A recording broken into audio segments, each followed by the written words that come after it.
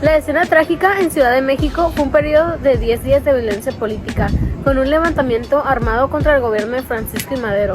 Sucedió del 9 al 18 de febrero de 1913. Este levantamiento en armas provocó una tragedia nacional. En este contexto político tenso y polarizado, marcado por muchas diferencias ideológicas y sociales, se intensificaron las tensiones durante la escena trágica y alimentaron la violencia y la inestabilidad que definieron ese momento. Después de los 30 años del porfiriato, México logró una política democrática gracias a Madero, pero este no tenía autoridad al momento de gobernar y eso lo llevó a la muerte. Contexto económico. El contexto económico en la escena trágica está caracterizado por la inestabilidad, la dependencia económica, la desigualdad y la intervención extranjera. Un factor importante que causó la inestabilidad económica era porque México estaba saliendo de décadas de conflicto y revolución. También en esta época, México dependía de la exportación de materias primas.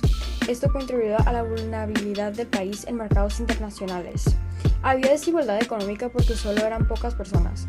Esto causó las tensiones sociales y políticas en el país. Bueno, el contexto social es que en ese momento muchos mexicanos tenían la esperanza de un cambio positivo por la Revolución Mexicana. Lo veían como una oportunidad para acabar con la opresión. Esta etapa estuvo marcada por la violencia, la incertidumbre y la desconfianza en las autoridades. La población estaba dividida entre partidarios y opositores de Madero, y la situación empeoró con la toma del poder por parte de Huerta, lo que generó un mayor descontento y resistencia en diversos sectores de la sociedad mexicana. Esto se calcula que dejó a cerca de 6,000 muertos. Como desarrollo de información, puedo decir que la escena trágica también se le conoce como la tragedia nacional, en donde se dio un golpe de estado contra Madero del 9 de febrero de 1913 al 18 de febrero de 1913, dando así un total de 10 días. Durante estos días hubo mucha violencia por los enfrentamientos los cuales sucedieron en la capital del país. En la madrugada del 9 de febrero de 1913, los generales Manuel Mondragón y Gregorio Ruiz encabezaron una insurrección para destituir a Madero. Después de casi 10 días de enfrentamiento en la Ciudad de México, Aurelio Blanquet capturó a Madero y a Pino Suárez en Palacio Nacional. Mondragón y Ruiz alzaron en armas a cadetes de la Escuela Militar de Aspirantes de Tlalpan y otras tropas en Tacubaya. Su propósito era apresar al ministro de Guerra y liberar a 2 cómplices encarcelados. El plan golpista se gestó desde 1912 con respaldo de Estados Unidos debido a intereses económicos. La primera incursión hacia el Palacio Nacional tuvo éxito, pero los detenidos lograron escapar. Los conspiradores liberaron a Reyes y Díaz, dirigieron otra ofensiva al Palacio Nacional y luego se atrincheraron en la Ciudadela. Madero, al ser informado, se dirigió al Palacio Nacional de la Marcha de la Lealtad, designado a Huerta como comandante militar de la plaza, un error trascendental, ya que Huerta se aliaría con los conspirantes y traicionaría a Madero. El golpe continuó mientras los medios de comunicación culminaban y el embajador estadounidense solicitaba la intervención de su presidente. Madero resistió, pero el 18 de febrero fue detenido junto con Pino Suárez en Palacio Nacional. Se firmó el pacto de la embajada, desconociendo a Madero y a Pino Suárez y estableciendo un gobierno provisional bajo Huerta. Madero y Pino Suárez renunciaron para evitar una guerra y Huerta se autoproclamó presidente.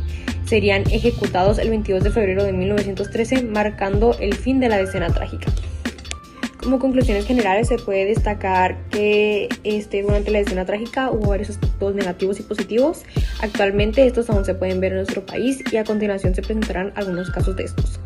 Como aspectos negativos se puede mencionar que durante la tragedia Estados Unidos se involucró en los asuntos económicos debido a los intereses y control que tenía en el país. Actualmente esto aún se puede ver ya que Estados Unidos se sigue involucrando en asuntos económicos que no son de su pertenencia como lo son en las guerras. También durante esta época se vivió mucha violencia política, dando así la muerte de políticos. En el presente este tipo de violencia aún se sigue viviendo, donde los opositores políticos son reprimidos y asesinados. Y como aspectos positivos de estos tiempos, se aprendió a poder dar un equilibrio entre las instituciones civiles y las militares en el gobierno. Hoy en día este equilibrio sigue en pie, dando a cada uno su espacio. Al igual que se dio el fortalecimiento de los movimientos para su lucha contra el autoritarismo y la opresión.